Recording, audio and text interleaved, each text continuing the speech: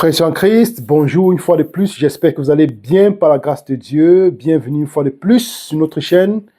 Aujourd'hui, nous allons continuer notre série intitulée Le dragon et ses fils contre l'esprit de prophétie.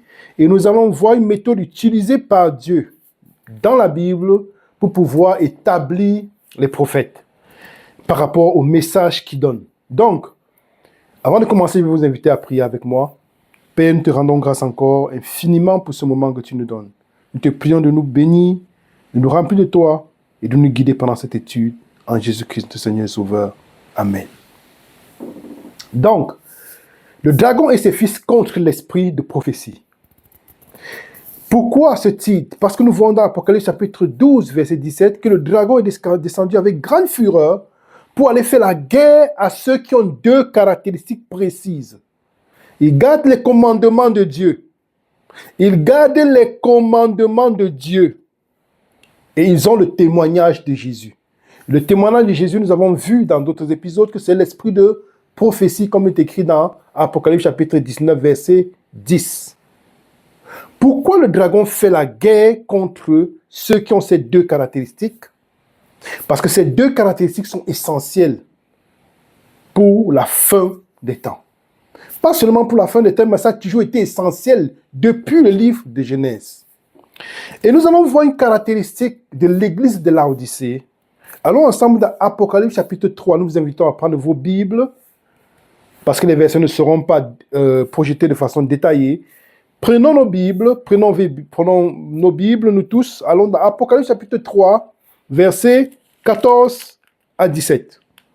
Écrit à l'ange de l'église de Laodicée. Voici ce que dit l'Amen, le témoin fidèle et véritable, le commencement de la création de Dieu. Je connais tes œuvres, je sais que tu n'es ni froid ni bouillant.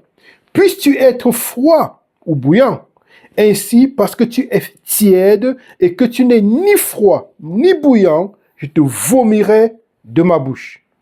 Parce que tu dis, je suis riche, je me suis enrichi et je n'ai besoin de rien. Et parce que tu ne sais pas que tu es malheureux, misérable, pauvre, aveugle et nu. Donc, cette église de Laodicée a quelles caractéristiques? Elle est misérable, malheureuse, pauvre, aveugle et nue. Et elle n'est pas riche. Elle pense être riche, mais elle n'est pas riche. Qu'est-ce que Jésus-Christ va dire? Je te conseille d'acheter de moi des habits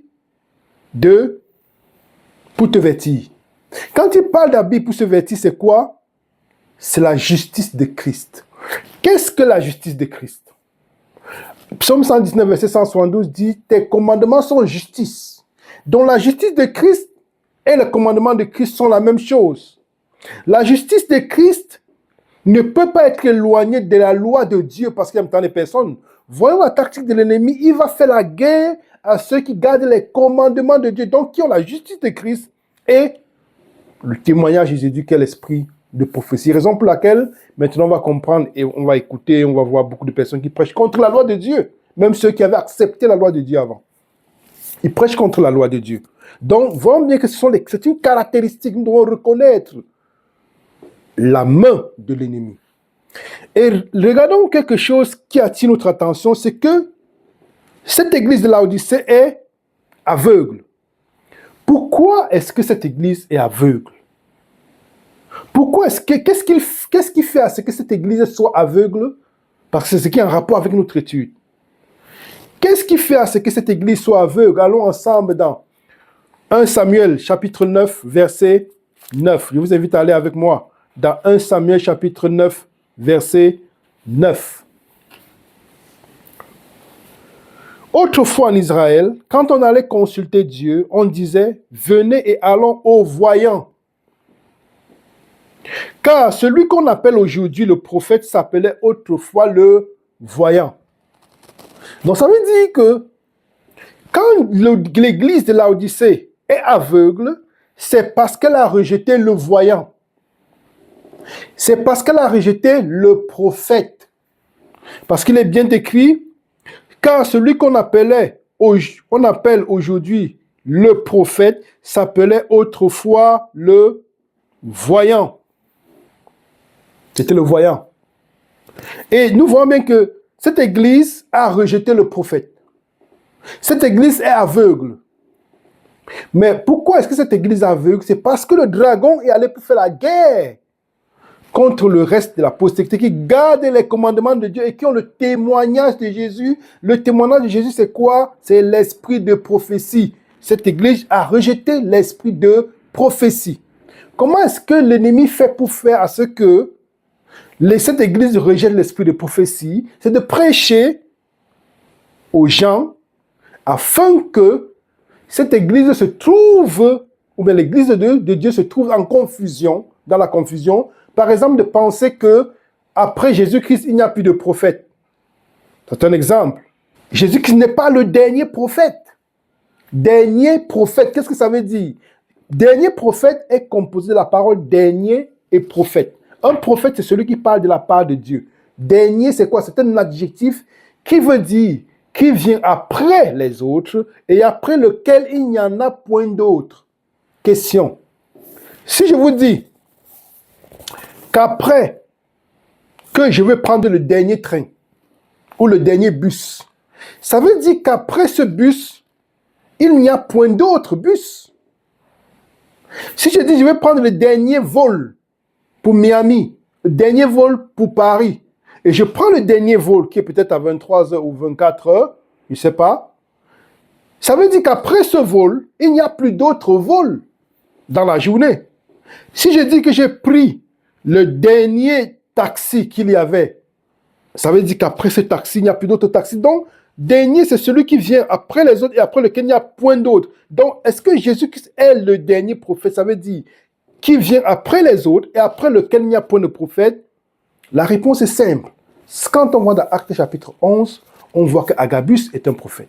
Quand on voit dans Actes chapitre 15, nous voyons qu'Agabus est toujours dans Actes chapitre 15, nous voyons les filles de Philippe, qui sont 4 filles vierges, les filles de Philippe, le diacre, qui prophétisent.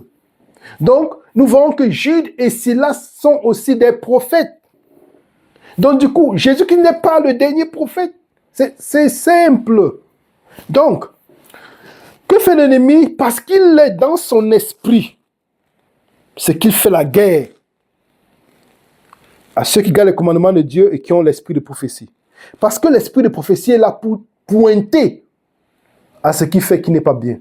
Du coup, il faut qu'il anéantisse l'esprit de prophétie. Il faudrait aussi qu'il anéantisse, qu'il rende l'église aveugle. Donc, nous allons voir une méthode qui est utilisée par Dieu dans la parole de Dieu, dans sa parole, pour pouvoir faire à ce que nous puissions reconnaître le bon prophète. Allons ensemble dans Jude 14. Allons ensemble dans Jude 14 et 15. Le livre juste avant de l'Apocalypse. Jude 14 et 15. C'est aussi pour eux qu'Enoch, le 7e après Adam, a prophétisé en ces termes. Voici le Seigneur est venu avec ses saintes myriades pour exercer un jugement contre tous et pour faire rendre compte à tous les impies parmi eux, de tous les actes d'impiété qu'ils ont commis et de toutes les paroles injurieuses qu'ont proférées contre lui des pécheurs impies. Ok. Dieu a quelle méthode ici? Nous allons voir quelle méthode est-ce que Dieu utilise ici. C'est que Dieu, quand il envoie un prophète, il donne un message au prophète. Et avant que le message qu'il donne au prophète, c'est un message de jugement. Et avant que ce message, avant que cette prophétie ne s'accomplisse, il envoie un autre prophète qui va prêcher ce message. Donc, quand il donne le message au premier prophète, pendant la période où il donne le message au premier prophète, ce message n'est pas encore la vérité présente dans le temps de ce premier prophète. Mais après, il va susciter un autre prophète, un deuxième prophète, dont le message sera lié à son temps et sera appelé la vérité présente. Donc, et quand le message est sur le point de pouvoir la prophétie est sur le point de s'accomplir, il suscite ce prophète qui va prêcher le message lié au temps dans lequel il se trouve, en rapport avec le message qui avait été déjà donné au premier prophète. Donc, ici, nous parlons de Enoch. Enoch, verset 14, c'est aussi pour eux qu'Enoch, le 7e depuis Adam, a prophétisé en ces termes. Voici, le Seigneur est venu avec ses saintes myriades pour exercer un jugement contre tous et pour faire rendre compte à tous les impies parmi eux et de tous les actes d'impiété qu'ils ont commis et de toutes les paroles injurieuses qu'ont proférées contre lui des pécheurs. Et nous allons voir que quand Enoch va donner un message, Dieu va donner un message de jugement, il va susciter un autre prophète pour pouvoir prêcher ce message quand le moment va venir.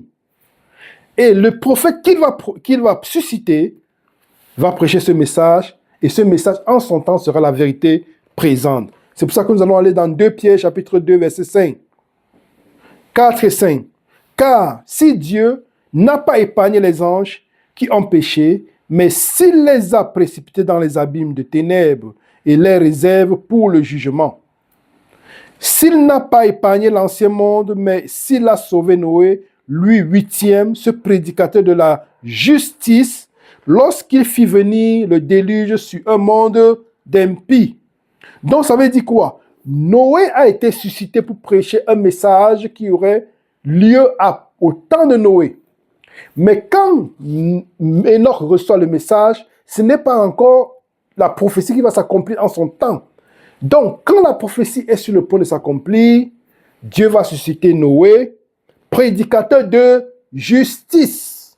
Notons bien, il va prêcher un message de jugement et c'est un prédicateur de justice. Qu'est-ce que la justice de Dieu? Ce sont ses commandements. Donc, Noé était quelqu'un qui vivait selon la justice de Dieu. Donc, il va susciter Noé pour pouvoir prêcher ce message. Et donc, Noé a prêché le message en rapport avec le message qui était donné à Enoch du déluge. Donc, pendant le temps de Noé, quand il prêche le message du déluge, le message en son temps est la vérité présente. Nous allons voir un deuxième exemple. Comme nous avons dit, le principe, c'est quoi? Dieu donne un message à un prophète. Une prophétie. Quand la prophétie est sur le point de s'accomplir, il suscite un deuxième prophète, dont le message est lié au message qu'il avait donné au premier prophète. Et ce message devient la vérité présente en son temps. Quand il donne, et c'est un message de justice, de jugement. Allons dans un deuxième exemple. Allons dans Genèse chapitre 15. Genèse chapitre 15. Lisons le verset 13 et 14. Et l'Éternel dit à Abraham, sache que tes descendants seront étrangers dans un pays qui ne sera point à eux. Et ils y seront asservis, et on les opprimera pendant 400 ans. Mais je jugerai la nation. Voici toujours un message de jugement. Je jugerai la nation à laquelle ils seront asservis, et ils sortiront ensuite avec de grandes richesses. Toi, tu iras en paix vers tes pères, tu seras enterré après une heureuse vieillesse. À la 4e génération, ils reviendront ici, car l'iniquité des Amoréens n'est pas encore à son comble.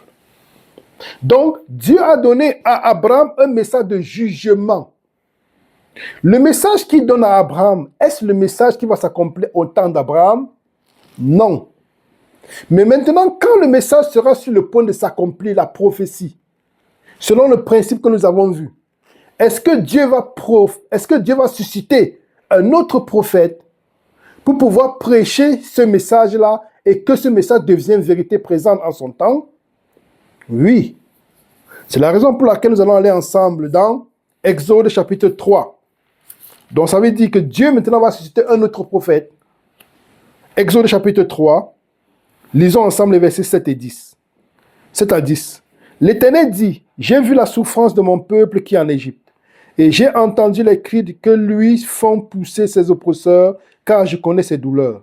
Je suis descendu pour le délivrer de la main des Égyptiens et pour le faire monter de ce pays dans un bon et vaste pays, dans un pays où coule le lait et le miel, dans les lieux qu'habitent les Cananéens, les Hétiens, les Amoréens, les Phérésiens, les Éviens et les Jébusiens. Voici les cris d'Israël sont venus jusqu'à moi et j'ai vu l'oppression que leur font souffrir les Égyptiens. Maintenant va, je t'enverrai auprès de Pharaon et tu feras sortir d'Égypte mon peuple, les enfants d'Israël. Donc, nous voyons bien que Dieu avait donné la prophétie à Abraham. Abraham a reçu la prophétie. Ce n'était pas encore vérité présente en son temps. Quand le message, la prophétie était sur le point de s'accomplir, Dieu a suscité un autre prophète, Moïse, afin que Moïse puisse prêcher ce message en son temps comme vérité présente. Est-ce que nous y sommes? Parce que nous avons bien vu que c'était un message de jugement. C'était un message de jugement. Le premier message qui avait été confié à Enoch, c'était un message de jugement. Et le jugement arrivait comment? Avec le déluge.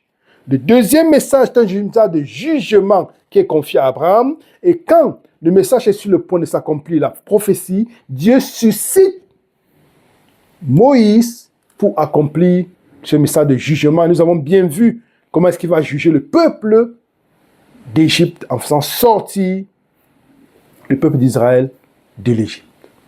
Nous savons qu'Abraham est un prophète.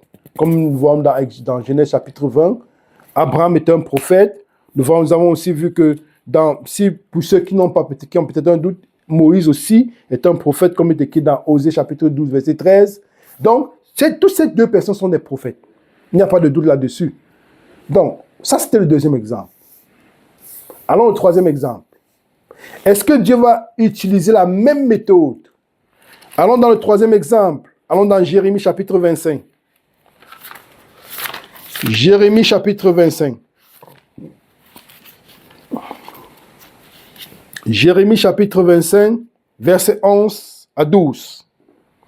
Tout ce pays deviendra une ruine, un désert, et ces nations seront asservies au roi de Babylone pendant 70 ans.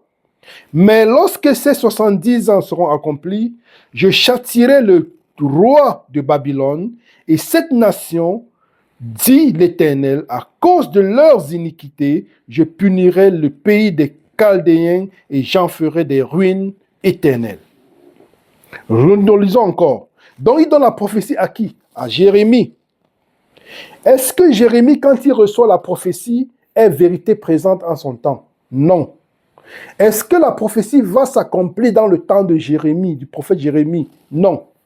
Selon le principe que nous avons vu, à quoi est-ce que nous attendons? C'est que quand la prophétie sera sur le point de s'accomplir, Dieu va susciter un autre prophète dont le message sera lié au message qui avait été donné au premier prophète, ça veut dire Jérémie. Donc, le message et la mission du prophète qui va venir après seront liés au message qui a été confié à Jérémie, le prophète Jérémie. Tout ce pays deviendra une ruine, un désert, et ces nations seront asservies au roi de Babylone pendant 70 ans. Mais lorsque ces 70 ans seront accomplis, je châtierai le roi de Babylone. C'est toujours un acte de jugement. Nous sommes toujours dans un message de jugement. Je châtierai le roi de Babylone, de même qu'il a châtié les antédiluviens, de même qu'il a châtié les Égyptiens et Pharaon. C'est un message de jugement. C'est un rapport avec le jugement. Donc, il faut maintenant que nous attendions à ce que, au terme des 70 ans, presque au terme des 70 ans, Dieu suscite un autre prophète. Raison pour laquelle nous allons aller dans Daniel chapitre 9. Allons ensemble dans Daniel chapitre 9. Lisons ensemble les versets 1 et 2. La première année de Darius, fils d'Assyrus, de la race des Mèdes, lequel était devenu roi du royaume des Chaldéens, la première année de son règne, moi, Daniel, je vis par les livres qu'il devait s'écouler 70 ans pour les ruines de Jérusalem, d'après le nombre des années dont l'Éternel avait parlé à Jérémie, le prophète. Donc Daniel est en train de lire le livre de Jérémie, de prophétie, et il se rend compte qu'il y avait 70 ans qui avaient été fixés. Donc il voit qu'ils sont déjà au terme des 70 ans. Et Jérémie va prophétiser maintenant à Daniel qui reçoit le message de jugement, va maintenant prêcher ce message de jugement. Donc nous voyons bien que Dieu fonctionne de la même façon. C'est un principe qui est biblique et c'est clair. Donc, Jérémie a reçu le message. Ce n'était pas le message de la vérité présent dans son temps. Et puis, quand le message, la prophétie est sur le point de s'accomplir, Dieu suscite un autre prophète qui est Daniel. Et Daniel va prêcher ce message. Allons voir un autre exemple maintenant. Allons voir le 4e exemple. Daniel chapitre 9, verset 25. Sache-le donc et comprends depuis le moment où la parole a annoncé que Jérusalem sera rebâtie jusqu'à loin, au conducteur, il y a 7 semaines. Dans 62 semaines, les places et les fossés seront rétablis, mais en des temps fâcheux. Comprenez bien qu'une prophétie ici est donnée à Daniel. Sache-le donc et comprends. Depuis le moment où la parole annonçait que Jérusalem sera rebâtie jusqu'à loin, au conducteur, il y a 7 semaines. Il y a 7 semaines. Dans 62 semaines, les places et les fossés seront rétablis, mais en des temps fâcheux. Donc, nous voyons que la prophétie ici est donnée à Daniel. Et que cette prophétie est en rapport avec la reconstruction des murs de Jérusalem. Donc la prophétie que reçoit Daniel doit commencer à partir de la reconstruction des murs de Jérusalem. À partir du décret de la reconstruction des murs de Jérusalem. Quand est-ce qu'il y a eu ce décret? C'était avec Artaxerxès en 457 avant Jésus-Christ.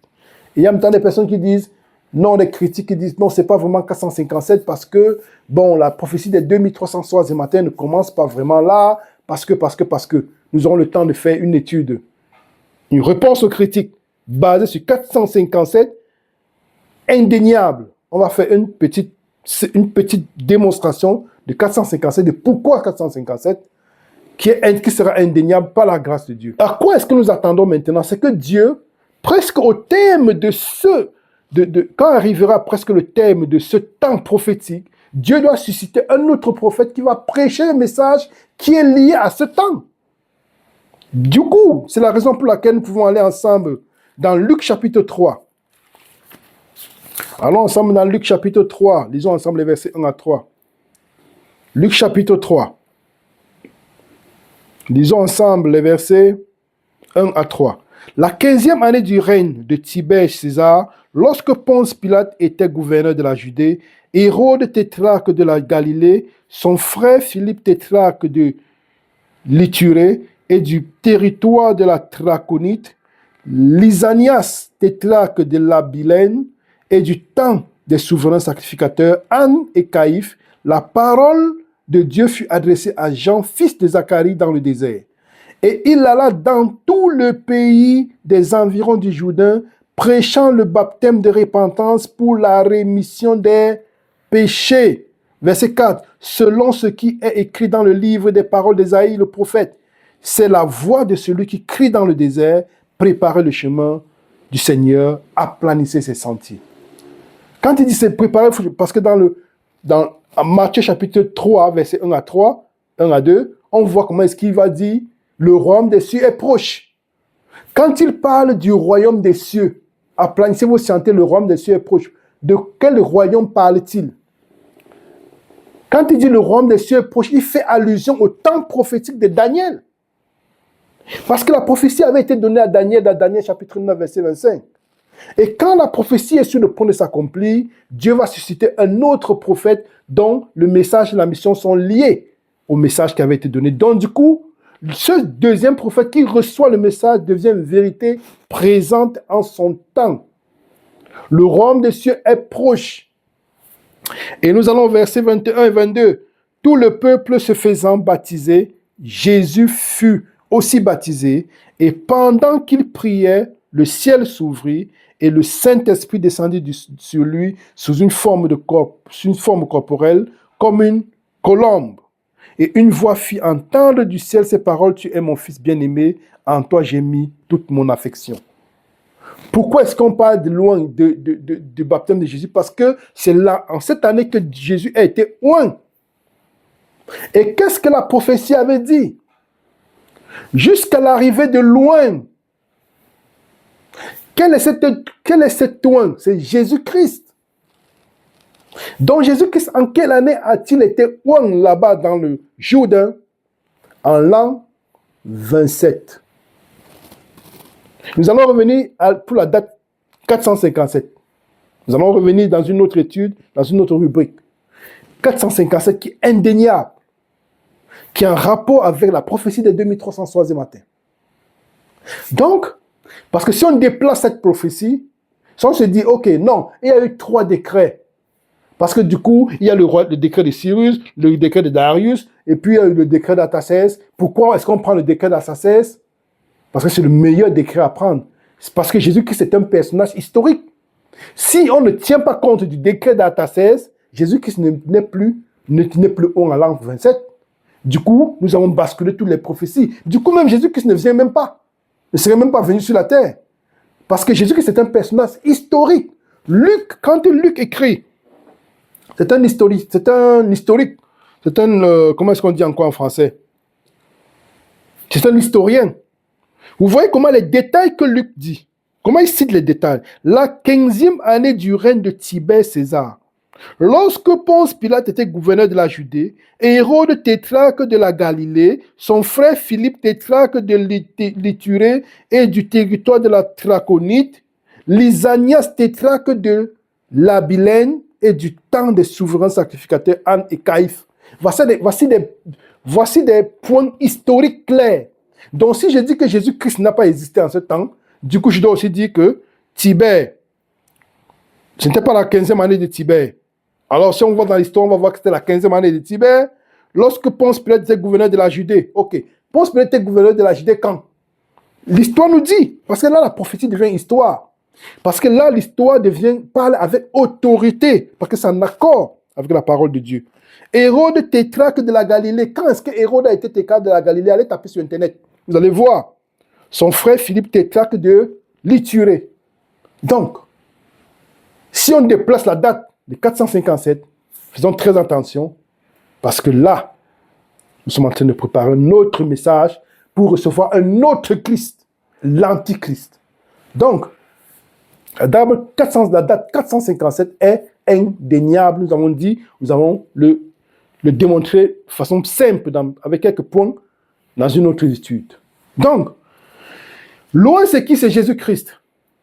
Le prophète qui est suscité pour prêcher le message lié à l'onction de Jésus-Christ, c'est qui? C'est Jean-Baptiste. En l'an 27, par rapport à la prophétie des 2300 soirs et matins. Il y a un autre exemple, un autre dernier exemple, toujours en rapport avec la méthode, la tactique qu'utilise, la méthode qu'utilise Dieu pour nous faire comprendre sa parole. Et tester le bon prophète. Qui est le bon prophète? Allons dans Daniel chapitre 9. Daniel chapitre 8. Autant pour moi. Daniel chapitre 8, verset 14. Il est écrit. Et il me dit, 2300 soirs et matins, puis le sanctuaire sera purifié. Pourquoi le sanctuaire doit être purifié? C'est parce que la petite corne, si vous lisez tout le livre de Daniel chapitre 8, vous allez voir que la petite corne fait beaucoup de dégâts. Elle fait des dégâts non pas seulement du point de vue matériel, physique, par les persécutions et tout, mais surtout du point de vue spirituel de la parole de Dieu, de ce qui est en rapport avec loin. C'est ça ce qui est très important. Parce qu'il y a des personnes qui prennent la petite qu'on en fait, c'est pas la papauté, c'est tel ou c'est tel ou c'est tel, alors que ces personnages n'ont pas toutes les caractéristiques, ne remplissent pas toutes les caractéristiques. Nous allons encore parler de ça aussi dans une autre étude pour voir vraiment, pour réponse aux critiques. Donc, allons dans le vif du sujet par rapport à notre sujet. 2300 soirs et matins, le sanctuaire sera purifié. 2300 soirs et matins, le sanctuaire sera restauré. 2300 soirs et matins, le sanctuaire sera justifié. Il y a trois paroles. Il y a les paroles, la parole justifiée, restaurée et purifiée. Parce que nous sommes le temple de Dieu, nous devons être purifiés. Parce que qui entrera dans le ciel, c'est celui qui est purifié, qui a le cœur purifié. Et l'œuvre que fait Jésus-Christ dans le sanctuaire céleste est en rapport aussi avec nous. Le sanctuaire sera purifié. L'œuvre que fait Jésus-Christ dans le ciel, Daniel chapitre 7, une œuvre a commencé dans le ciel à partir de 1844, aussi nous allons démontrer tout ceci, avec Jésus-Christ qui commence une œuvre, l'œuvre de jugement. Comprenons bien pourquoi est-ce que nous avons commencé le départ. Nous avons vu que chaque fois que Dieu donne un message à un prophète, c'est un message de jugement. Quand le message de jugement est sur le point de s'accomplir, Dieu envoie un autre prophète dont le message et la mission sont liés au message du premier prophète, qui est un message de jugement. Donc, Dieu, dans Daniel chapitre 8, verset 14, il est écrit 2300 soirs et matins, le sanctuaire sera purifié. Nous devons aussi comprendre ça dans un autre thème, parce que c'est purifié, justifié, restauré. Quand on parle de justifier, c'est aussi en rapport avec le jugement. Nous entrons pour comprendre ce langage du sanctuaire, il faut aller dans le sanctuaire. Parce que dans le sanctuaire, il y avait un moment où le peuple devait être jugé, où c'était un temps d'expiation, le temps de Yom Kippour. Donc il faut bien que nous mettons ceci dans le contexte du sanctuaire, parce que même tout le livre est écrit avec un langage du sanctuaire. Donc, quand Daniel dit 2300 soirs de matin, le sanctuaire sera purifié, nous devons comprendre, purifié, nous sommes purifiés, le ciel est purifié parce que nos péchés vont au ciel par le sang de l'agneau, et Dieu doit purifier. Nous devons être purifiés, justifiés, Dieu doit être justifié parce que dans le conflit, c'est lui qui est à la barre. C'est pour ça que le message du premier ange dit « Craignez Dieu, donnez-lui gloire, car l'heure de son jugement est arrivée. Craignez celui qui a fait le ciel, la terre, la mer, les eaux et toutes les... » Donc, c'est Dieu qui est mis à la barre. Donc, le message du premier ange doit être lié au message de Daniel 8, verset 14. Raison pour laquelle, quand Dieu donne ce message, qu'est-ce qu'il dit? Dans Daniel 8, verset 14, le sanctuaire sera purifié. Qu'est-ce qu'il dit au verset 17? Lisons le verset 17. Il vint alors près du lieu où j'étais. Et à son approche, je fus effrayé et je tombai sur ma face. Il me dit, sois attentif, fils de l'homme, car la vision concerne un temps qui sera la fin. Donc, ça veut dire quoi? Le message que reçoit Daniel, la prophétie, n'est pas une vérité présente en son temps. De même que nous avons vu avec les autres prophètes. Mais quand le message sera sur le point de s'accomplir, Dieu va susciter un autre prophète dont le message et la mission seront liés au message de Daniel chapitre 8, verset 14.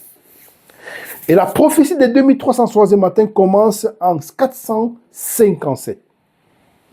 Et de 457, la prophétie des 2300 soirs et matins commence en 457.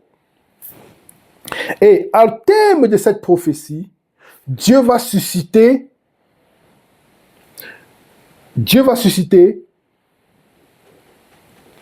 un autre prophète dont le message et la mission seront liés au message qui avait été donné au premier prophète.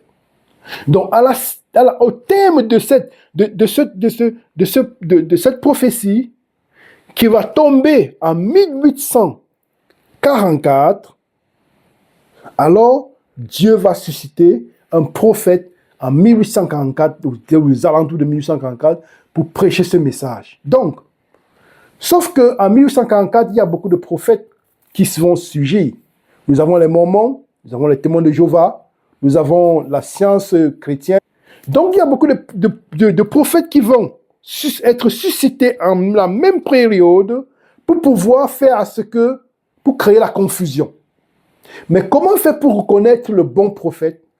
C'est qu'il faut que son message et sa mission soient liés à la purification du sanctuaire. La purification du sanctuaire. Et quel est ce message, quel est ce prophète qui arrive en 1844, dont le message et la mission sont liés à la purification du sanctuaire? Il n'y a qu'un seul, c'est Ellen Gould White, qui est prophétesse, parce que nous avons vu dans la parole, nous avons vu dans la parole de Dieu, même quand nous avons parlé de comment connaître le bon prophète, qu'est-ce que l'esprit de prophétie, nous avons vu bien que dans la parole de Dieu, il y a des femmes prophètes. Donc, c'est pas que nous verrons aussi comment les filles de Philippe, les vierges filles de Philippe, étaient des prophétesses. Donc, Dieu va susciter en cette période sa servante, sa fille, Ellen Gould White, pour prêcher le message qui a un rapport avec la purification du sanctuaire. Quel est le prophète qui a prêché, à part elle, en cette période? À part elle, en cette période, aucun. Tous les autres ont prêché tous les autres messages, mais qui n'étaient pas liés au message de la vérité présente en rapport avec la purification du sanctuaire. Nous avons vu déjà que le prophète peut ne pas être canonique. Nous avons l'exemple dans Luc chapitre 7. Allons ensemble dans Luc chapitre 7, nous allons lire la conclusion.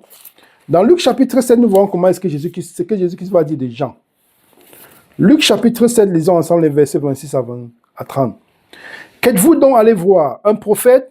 Oui, vous dis-je, et plus qu'un prophète. C'est celui dont il est écrit, voici j'envoie mon messager devant ta face, pour préparer ton chemin devant toi. Je vous le dis, parmi ceux qui sont nés de femmes, il n'y en a point de plus grand que Jean. Cependant, le plus petit dans le royaume de Dieu est plus grand que lui. Et tout le peuple qui l'a entendu, et même les publicains, ont justifié Dieu en se faisant baptiser du baptême de Jean. Mais les pharisiens et les docteurs de la loi, en ne se faisant pas baptiser par lui, ont rendu nul à leur égard le dessein de Dieu dans leur vie. Donc, Jean-Baptiste n'était pas un prophète canonique. Ça veut dire quoi? Jean-Baptiste n'a pas de livre dans la Bible. Il n'a pas de livre dans la Bible. Il n'a pas écrit de livre. Jean-Baptiste a fait le plus grand des miracles. Il n'a pas transformé l'eau en vin, il n'a pas vendu la mer en deux, il n'a pas tapé sur la roche pour qu'elle donne de l'eau. Jean-Baptiste n'a pas fait ce type de miracle. Mais la transformation des cœurs, c'est le miracle le plus puissant. Parce que tout obéit à la voix de Dieu, sauf le cœur de l'homme, le cœur égoïste de l'homme. Parce qu'il peut dire non à Dieu. Mais ça, c'est le plus grand des miracles qu'a fait Jean-Baptiste. Qu'a fait Dieu par l'intermédiaire de Jean-Baptiste. Jean-Baptiste n'est pas un prophète canonique, il n'a pas de livre écrit dans la Bible. Mais néanmoins, Jésus-Christ dit que c'est le plus grand des prophètes. Jésus-Christ dit de lui, c'est le plus grand des prophètes. Et qu'est-ce qu'il dit? Mais les pharisiens et les docteurs de la loi, en ne se faisant pas baptiser par lui, ont rendu nul à leur égard le dessein de Dieu. Ont rendu nul à leur égard le dessein de Dieu. Ça veut dire quoi? Ça veut dire que qui rejette le prophète de Dieu rend nul à son égard le dessein de Dieu. Pourtant, Jean-Baptiste n'est pas un prophète canonique. Jean-Baptiste n'a pas de livre écrit dans la Bible.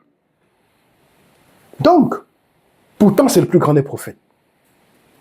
Parce qu'il y a des personnes qui disent, ok, non, il faut me faire voir ce qu'a dit le prophète. Si le prophète n'a pas écrit quelque chose dans la Bible, alors je ne veux pas croire. Non, on va lire tous les autres prophètes, mais on va laisser le prophète qui n'est pas canonique parce que on a entendu dire des choses. Nous allons faire une série seulement sur l'esprit de prophétie pour répondre à toutes les critiques par rapport à Ellen White a plagié, elle a fait ceci, elle a fait cela, et prendre des documents que même n'importe qui peut écrire. Moi-même, je peux écrire un document, je le mets sur Internet et je mets une date. Et puis on dit, ok, voilà le document. Donc, pour dire quoi? Faisons notre propre expérience. Faisons notre propre expérience. Prenons les écrits du prophète, testons. Testons le prophète. Prenons ce que le prophète dit, on teste à la lumière des Écritures. Donc, Dieu nous a suscité parmi son peuple des prophètes et nous devons seulement tester ces prophètes pour voir s'ils sont en accord avec la volonté de Dieu. Il y en a certainement plusieurs prophètes, mais ces prophètes doivent vraiment avoir les caractéristiques qui sont dans la parole de Dieu et ne pas combattre la loi de Dieu.